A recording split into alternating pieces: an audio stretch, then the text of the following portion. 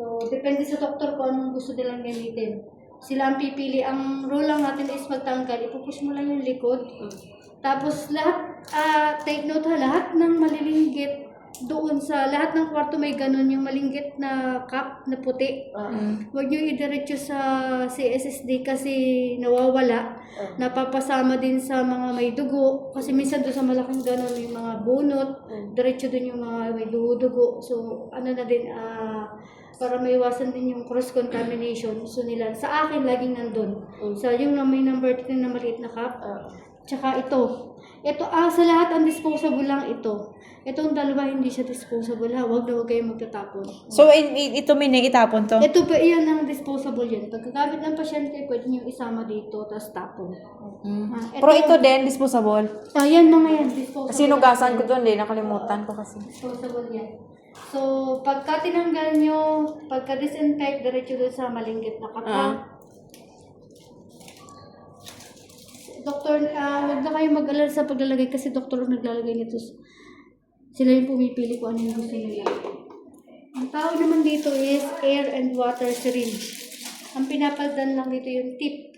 Ito hindi siya disposable din. Isasama nyo dun sa CSSD. Kasi ano yan, tubig at saka hangin. So pagka tapos ng pasyente, normally hindi naman siya pumapasok sa mismong bibig. Dinidisinfect lang natin. Tuwing morning, pinapaldan namin siya. Ang tawag ito is air and water. So, hindi na hugasan yan? Hugasan pa rin? Dinidisinfect lang sa maghapon. So, ang paglalagay niya is ganito. Ipa-press down mo lang, tapos ganyan. Yan. Just in case lang. Pagpapalit niyan, ay Pagka morning kayo, pwedeng kayo magpalit. Kasama yan. Ano ang tawag ulit nito? Ano yan? Plastic barrier. Plastic barrier. So, ito ang side ng doktor. Doon ang side natin. Ang ilaw, adjustable. Ano yung pipindutin ng ilaw? Wala ang pipindutin Hindi dyan? naman siya pinipindot. Sensor lang siya. Ganyan lang siya. Adjustable din siya. Minsan lalo na yung magagamit ko. Like, sabihin mo, at least alam mo kung paano palawin. Kung paano gamit. So, sa pag-prepare ng sa preparation yung kasama din ito ha. Bib holder at saka bib. Ang paglalagay sa pasyente ng bib is dito. Ganyan. Pag hindi sa akin dumaan, may sa nagalagay, ganyan. Hindi makakadala ng pasyente. Nakagalagay siya. So, ito yung side natin. Ay, hindi ko nakita kasi paano maglagay kanina eh. Yung biba. Pag ganon siya, hindi nakaganon? Tapos ang paglalagay is laging yung ibabaw yung nag-absorb ng tubig niya. Bali puti yung sa babaw, right? Patis blue yung tapos ganyan siya. Hindi ganun okay. Ganon na kasi ako maglagay. Bago. Sige. Okay, ito yung side natin. Meron din tayong up sa bangko, up and down, bend back, bend forward. Itong apat na to. Usually, ang gamit natin dito ito. Tubig. Ng pasyente. Tapos ito, pang wash. Adjustable din yan. Ito wala naman siya. Ito same lang nun. Hindi naman ito masyadong gamit yun sa side ng doctor. So, dalawang klase ng suction natin. Isang surgical, isang normal. But for some reason, hindi gumagana yung lobe. So, yung surgical lang ginagamit natin. Pag nag-suction kayo, ito pala ang mga disposable ito ha. Ang tapon lagi nito is yellow kasi may laway, may dugo. Ang baso sa black. San Fictious West lang sa talaga. Ganito ang pag-suction. Pag magsasaction kayo, pag ma-observehan nyo din, kahit si Karen siguro pag makikita nyo mag-suction. Sa akin pagka sinaction nyo siya, hindi ako nag-sting na nakaganon lang sa bibig. Kasi nabablock yung tip niya, yung balat natin sa Gusto makita mo, hindi na siya nagsasuction ng proper. So, iangat-angat nyo lang siya ng konti para dala-diretso yung pang-suction ng laway. Pag magsasuction kayo, lagi siyang naka-pull down. Hindi siya ganyan. Kasi pag ganyan-ganyan, hindi siya nag-suction ng proper. Konti lang siya, dapat pull down. So, lahat ng yan, andito. Maganda nga sa'yo kasi nakalagay talaga. Kaya alam saan Ngayon na ako ngayon. Doon sa kabila, hindi namin alam. Kasi ang gulo doon, be.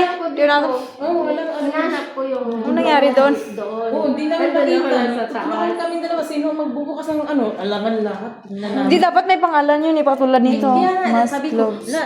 Kinalabit kasi. Pero lahat ng kwarto naman, basta hanapin nyo lang siya is nandyan.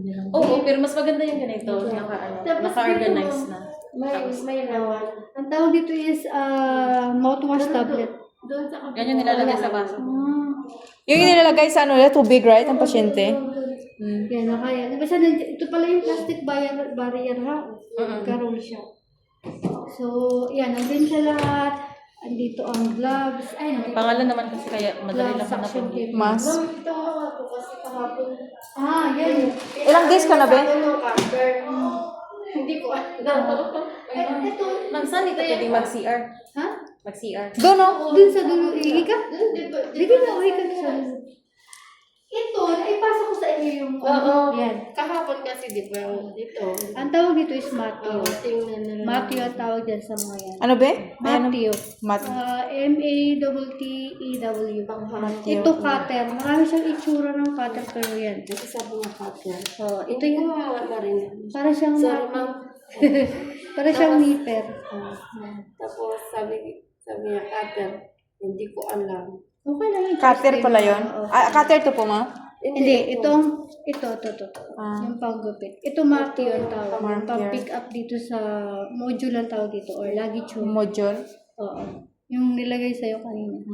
Ito naman, pag nakita nyo yung ganito yung dulo, ano to, bracket removal pag magpapatanggal ka ng brace. Ito yung ginagamit. Bracket removal. Ito naman tawag is bracket holder. Yung pang-pick up ng pinaka-bracket. Ito is spatula. Nandiyan yung Spatula. spatula yun. Nandun yung lahat sa mga papel na isinag ko sa inyo. Ay, wala pa po ko number niyo, ma'am. Oo, may kunin mo. Ito sisundan yung kita. Nasaan yung isang, ayan. Ay, hindi po. Hindi Hi, natin 5 isa. po. Saan si Angie kasama natin? May kinuha yata. Ay, nag-ihi pa siya. Nag-CR siya.